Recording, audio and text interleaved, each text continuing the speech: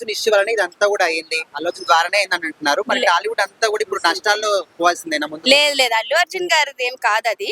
అభిమానులుగా మనం కూడా కొన్ని తీసుకోవాలి రెస్పాన్సిబిలిటీస్. ఇక్కడికి వెళ్తే ఇలా తొక్కిస్లాట్ అవుద్ది, ఇక్కడికి వెళ్తే ఇలా ఉంటుంది అని చెప్పి దాన్ని ఆచితూచి మనం కూడా వెళ్ళాలి. ఇప్పుడు ఏదో జరిగిందని చెప్పి తన మీద నిందేయాల్సింది కాదు. మన జాగ్రత్తల్లో మనం ఉంటే ఇలాంటివి జరగవు కదా అని నేను ఇప్పుడు చెప్తున్నాను. మొత్తానికి ఆల్రెడీ ఇప్పుడు బెనిఫిట్ షోట్లు లేవు అండ్ టికెట్ల హైక్ కూడా లేదని కన్ఫర్మ్ చేసేసారు. మరి ఇప్పుడు వచ్చే సినిమాలకి ఆల్మోస్ట్ అంతా నష్టాలే కదా.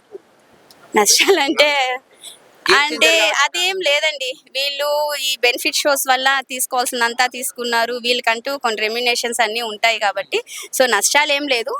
ఇది ఒక కల్చర్ ని బ్రేక్ చేసినట్టు అయింది అంతే రేవంత్ గారు, అంతే అంటే అంతే. ఇప్పుడు వచ్చే 3 సినిమాల్లో ఏ సినిమా హైప్ అయితే అనుకుంటున్నారు? డాకు మహారాజ్, సంక్రాంతి అంటే మెగా ఫ్యామిలీకి అయితే రామ్ చరణ్ గురించి వెయిట్ చేస్తున్నాము. ఫ్యామిలీ ఆడియన్స్ కి మన వెంకటేష్ గురించి వెయిట్ చేస్తున్నాము.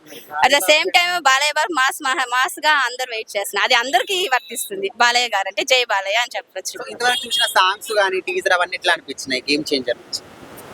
గేమ్ చేంజర్ ని సూపర్ గా ఉందండి. ఎందుకంటే ఆల్రెడీ మనము తన పంచకట్టు ఇంకొకటో తన వేరే స్టైలు, వాళ్ళ నాన్నగారి స్టైలు మనం రంగస్థలంలో చూసేసాము.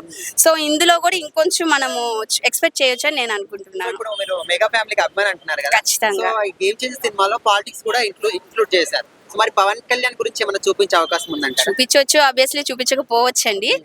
కానీ పవన్ కళ్యాణ్ గారు ఇప్పుడు కూడా చాలా ముందంజలో ఉన్నారు. తగ్గేదే లేదని ఆయన కూడాను. సో అంతేనండి.